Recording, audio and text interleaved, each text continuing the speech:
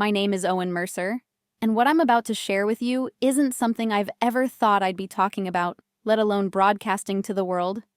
I was a staunch atheist for most of my life, an engineer by trade, a man of logic, facts, and reason. If you had asked me about life after death, I would have laughed. To me, the idea of heaven, hell, or anything beyond this physical existence was wishful thinking, a crutch for the weak. But that all changed on the morning of September 15th, 2023. That was the day I died. For exactly 9 minutes and 12 seconds, I ceased to exist in this world. What I experienced during that time has left me forever changed. This is the story of how an atheist was forced to confront the truth of life after death. It was a Friday like any other. I had my schedule packed, meetings in the morning, project deadlines looming in the afternoon. My life revolved around precision and planning. I thrived in my structured, no-nonsense world. Relationships? Minimal. Hobbies? Work was my hobby. Faith? Completely irrelevant. Science had all the answers I needed. Or so I thought. That morning, I woke up to the alarm on my phone. The sun peeked through the blinds of my sleek downtown apartment in Chicago. My coffee machine was already brewing a fresh pot, another convenience of modern technology. Life was predictable, comfortable. At 7:45 a.m., I grabbed my keys, slung my laptop bag over my shoulder, and headed out the door. My commute was typically uneventful, a short drive across the city to the engineering firm where I worked. But that day, something felt off. It wasn't anything specific, just a lingering sense of unease, like an itch you can't quite scratch. I shrugged it off as stress. After all, I had been burning the candle at both ends for weeks. The roads were busy, but I knew my route like the back of my hand. I merged onto the highway, already mentally drafting an email for a client. That was when it happened. Traffic slowed to a crawl near an intersection where construction was ongoing. My car, a reliable hybrid I'd owned for years, hummed quietly as I inched forward. I glanced at my watch, 8:32 a.m. I remember thinking how I'd be cutting it close for my first meeting. That's when I noticed the truck. A delivery truck, barreling down the opposite lane, swerved sharply to avoid a stalled vehicle. It all happened in a split second. The truck's wheels screeched against the asphalt as it veered directly into my lane. My brain registered the danger, but there was no time to react. The sound of the collision was deafening, a bone-crunching cacophony of metal on metal.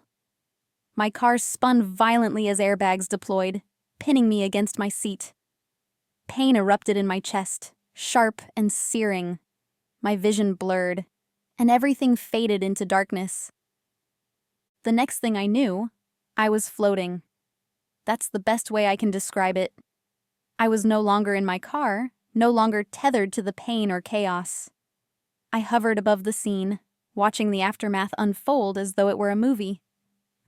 Paramedics surrounded my crushed car, their movements urgent. I could see my own body slumped in the driver's seat, motionless. The sight should have horrified me, but it didn't. Instead, I felt an overwhelming sense of detachment, as if I were simply an observer. What struck me most was the clarity. Every detail was vivid: the flashing lights of the ambulance, the expressions of the onlookers, the distant wail of a siren. I could even hear snippets of conversation. "He's unresponsive," one paramedic said. "No pulse," another replied. It was surreal. How could I be hearing this? How could I be seeing this? Yet I felt no fear. In fact, I felt lighter than I ever had in my entire life. Then something began to pull me upward. I became aware of a light in the distance, not like any light I'd seen before. It wasn't blinding or harsh, but warm and inviting. It seemed to pulse with a rhythm, as though it were alive. Instinctively, I moved toward it, though I wasn't walking or flying. I was simply being drawn. As I got closer, I began to hear something. Music, but not like any music I knew. It was a symphony of voices and instruments, blending into a harmony that resonated in my very core.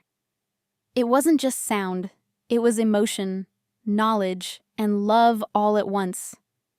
It was as if the music was communicating something far beyond words. And then I reached it. Or rather, I was engulfed by it. The light wrapped around me, not in a physical sense, but in a way that felt like being embraced by pure love. For the first time in my life, I felt completely whole. That was when I heard a voice. "Owen!" It wasn't loud or booming. It was gentle, yet it carried an authority that silenced every doubt and question in my mind. The voice seemed to come from everywhere and nowhere, resonating through me. I tried to respond, but I didn't have a mouth, or a body, or even words. My thoughts seemed to flow outward effortlessly, as though communication here didn't require speaking. "Where am I? What is this?" I asked, or perhaps thought. "You are between," the voice replied. "Between what was and what is to come." I felt a flicker of defiance, the old skepticism rising to the surface. This can't be real, I thought. This is just some hallucination, a trick of a dying brain. The voice didn't argue or chide. Instead, it simply said, "You have been brought here for a reason. There is more than you have believed. Look." Suddenly, the light shifted, and I found myself standing, or something like standing, in a vast expanse. It was unlike anything I could describe. The ground seemed to shimmer like glass, reflecting an infinite sky filled with colors I couldn't name. Ahead of me stood a figure. He was both ordinary and extraordinary, radiating a presence that was impossible to ignore. His eyes held galaxies, yet they focused on me with a tenderness that made my skepticism crumble. Though I had never met him, I knew who he was. Jesus, I thought, the name forming in my mind with a mixture of awe and confusion. He nodded, as if acknowledging my unspoken question. Yes. I wanted to protest, to demand answers, to challenge everything I was seeing. But in his presence, all my arguments and doubts seemed insignificant. Instead, a single question burst forth from me. Why am I here? Jesus smiled. Not a smug or triumphant smile, but one filled with compassion. Because you needed to see the truth.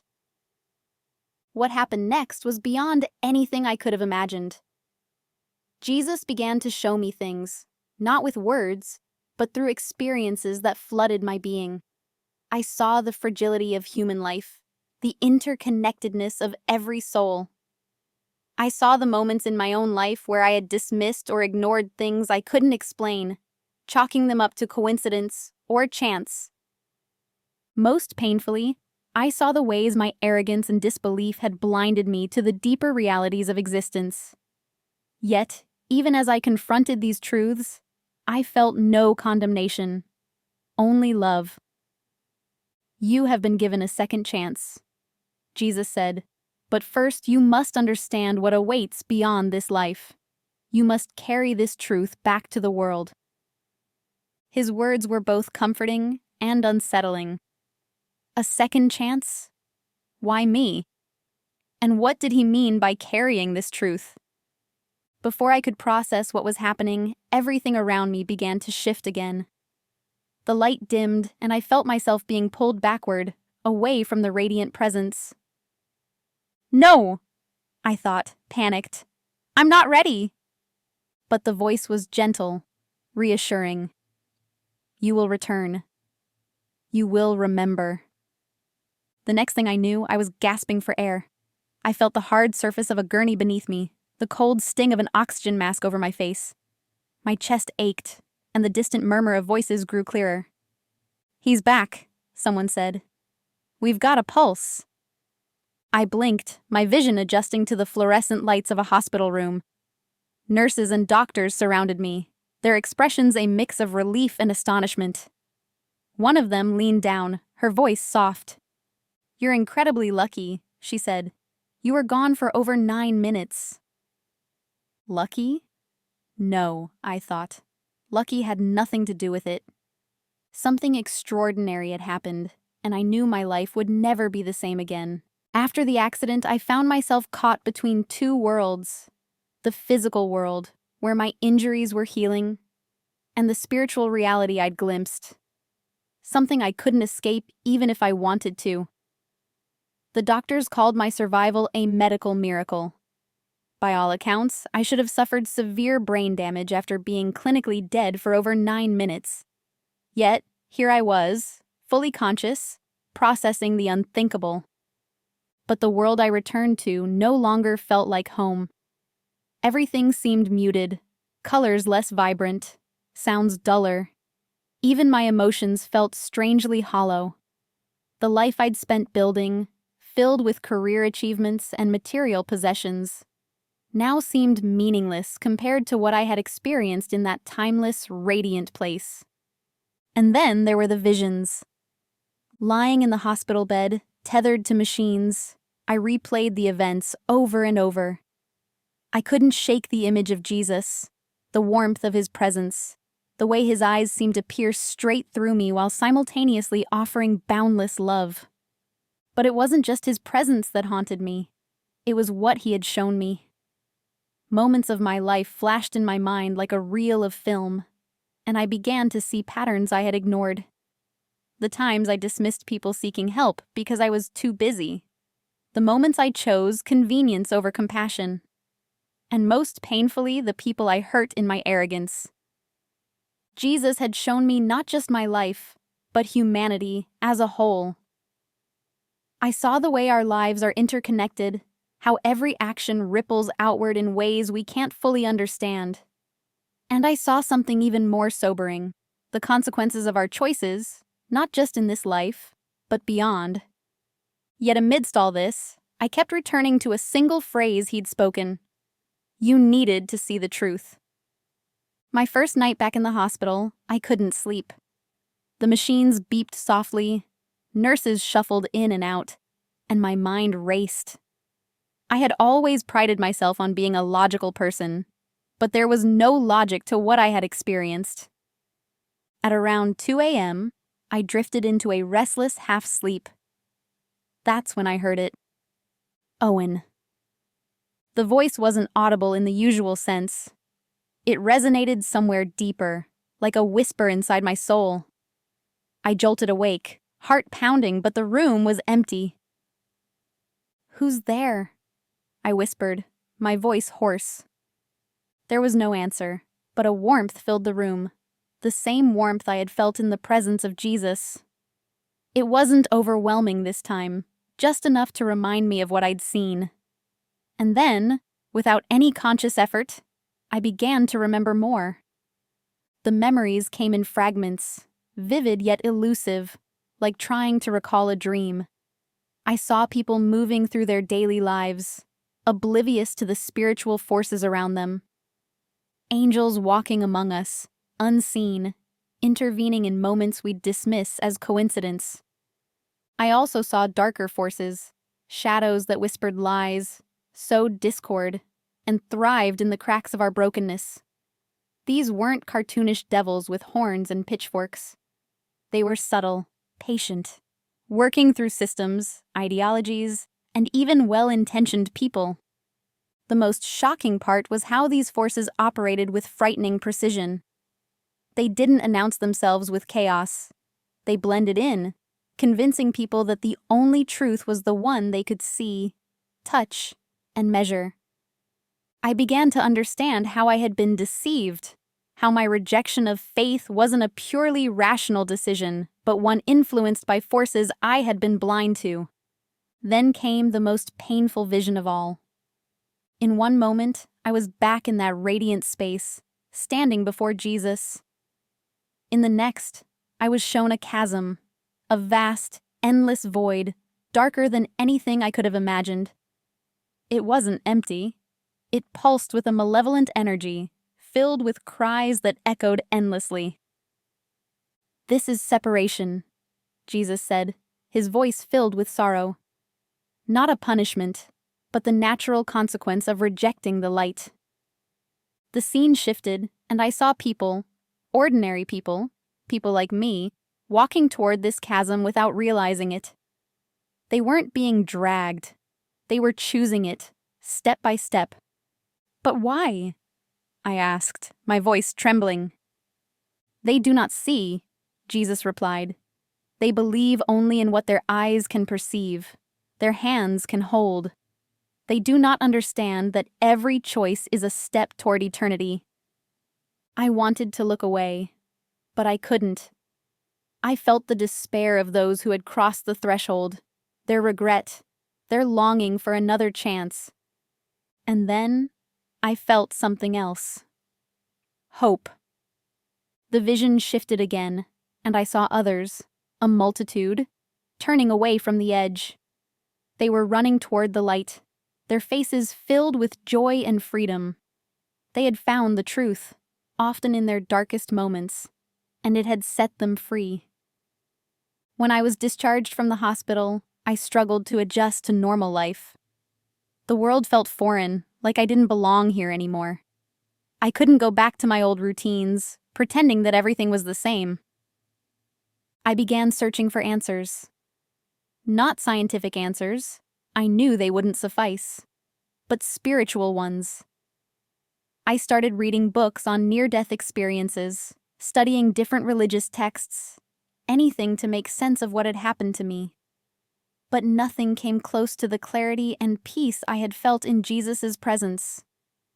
One night, as I was lying awake, I felt that same warmth again. This time, it wasn't accompanied by a voice or a vision. It was simply a reminder, a gentle nudge to move forward, to share what I had experienced. I couldn't keep this to myself, no matter how insane it might sound to others. The Owen Mercer who lived for logic and dismissed the supernatural was gone. In his place was someone who had seen too much to ever go back. But I was scared. How would people react? Would they mock me? Dismiss me as delusional? Then I remembered the look in Jesus' eyes, a love so deep and unconditional that it overshadowed every fear. I didn't need the approval of others. I needed to honor what I had been shown. And so, I began to share my story, starting with close friends and family. To my surprise, many of them didn't react with skepticism, but with curiosity. Some even opened up about their own spiritual doubts and experiences they had never spoken about. It was as if my story was unlocking something in them, a truth they had always suspected but were too afraid to confront. Life after death wasn't a theory anymore. It was a reality I had witnessed. And it wasn't just about what happens after we die. It was about how we live now. Every choice, every action, every word carries eternal weight. Jesus hadn't shown me these things to scare me or condemn me. He had shown them to awaken me, to open my eyes to a reality far greater than the one I had clung to. I didn't have all the answers, and I still don't. But one thing was clear. My life wasn't mine to waste anymore. I had been given a second chance, and I intended to use it wisely. In the weeks and months that followed, I would come to understand more about the purpose of this experience and the message I was meant to share. But for now, I was content to take the first step, trusting that the light I had seen would guide me forward. In the weeks following my accident and near-death experience, I wrestled with what I had seen. It was like trying to describe colors no one else could see, or a song no one else could hear. How could I possibly convey the weight of eternity, the depth of love, or the stark reality of what lies beyond this life? But Jesus' words echoed in my heart. You needed to see the truth. You must carry this back to the world. I didn't fully understand why I had been chosen for this experience. I wasn't a religious leader or even a believer before all this. I was an engineer, a logical, practical man. Yet, maybe that was the point. I had been an outsider, a skeptic, someone who needed undeniable proof before believing. And now I was a witness. It wasn't about me, it was about the message. One night, as I sat alone in my apartment, staring at a blank notebook, the warmth returned. That now familiar presence, like a hand on my shoulder, steadying me. "Right," I heard the voice say, not audibly, but deep within. So I began. The first thing I felt compelled to write was the overarching truth that had been revealed to me. Life does not end at death. This wasn't a comforting platitude. It was a reality I had seen with my own eyes. There is a spiritual realm far more real and enduring than anything in this physical world. Every choice we make, every belief we hold, ripples into that eternal reality. Jesus had shown me that the divide between light and darkness is not just a moral concept. It is a fundamental truth of existence. In that radiant space, I had felt complete peace, love, and fulfillment. But in the chasm of separation, I had witnessed despair so profound that it left me trembling. This separation wasn't forced.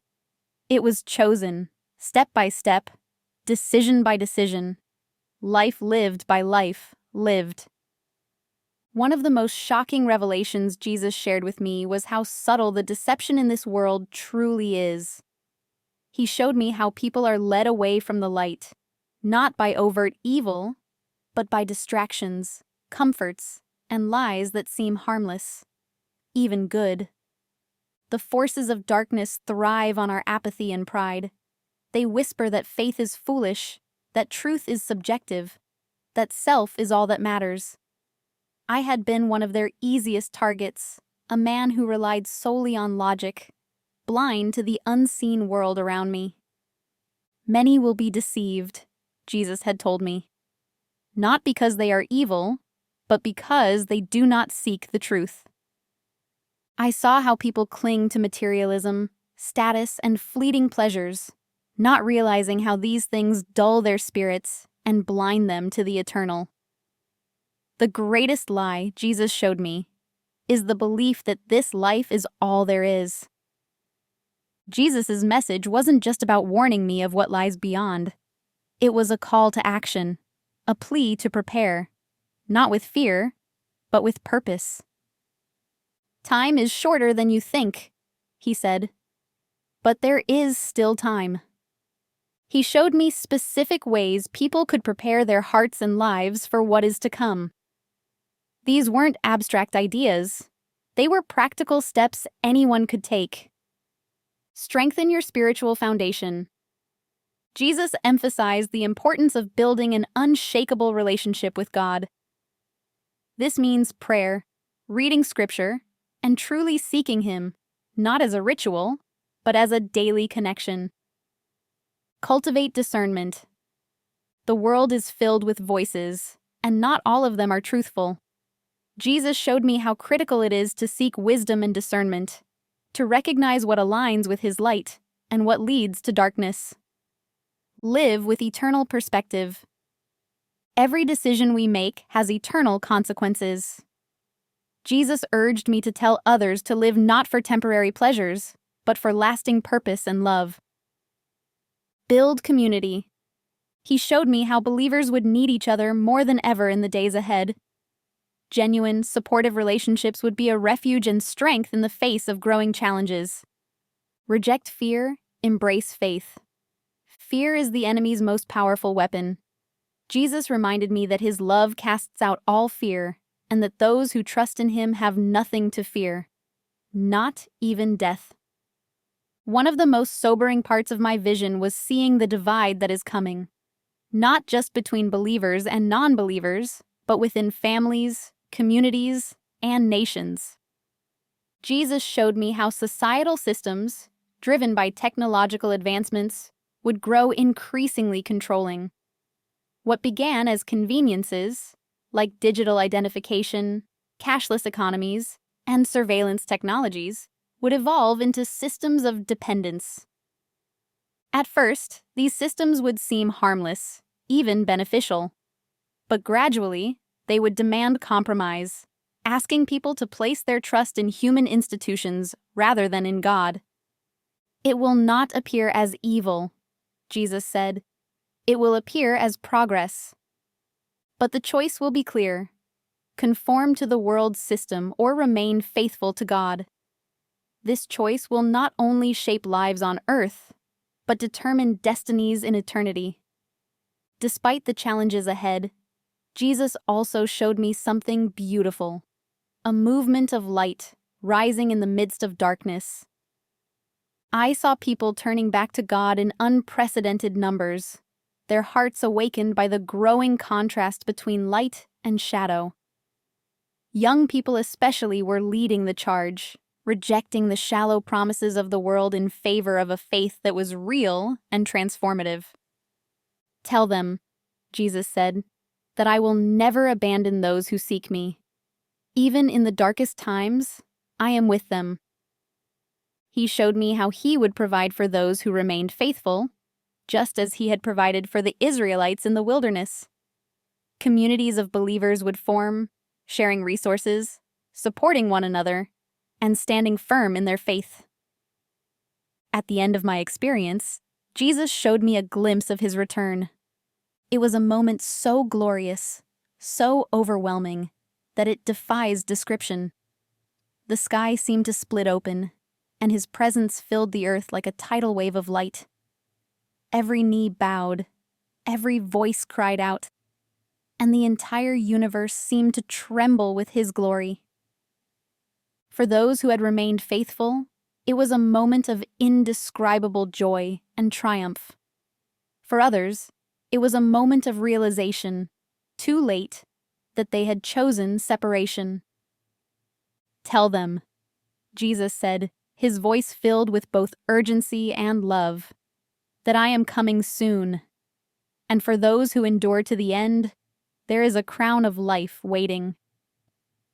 As I write this, I'm overwhelmed by the responsibility of what I've been shown. I'm not a preacher or a prophet. I'm just a man who was given a second chance. This message isn't about fear. It's about hope. It's about preparing your heart and your life for what is to come, not with panic, but with purpose. There is life after death, far more real and lasting than this fleeting existence. The choices you make now will ripple into eternity. And no matter where you are or what you've done, Jesus is waiting for you with open arms. He changed my life forever, and I believe he can do the same for you. The question is, will you listen? Will you seek the truth before it's too late? Will you live for the light? The choice is yours, and I pray you make it wisely.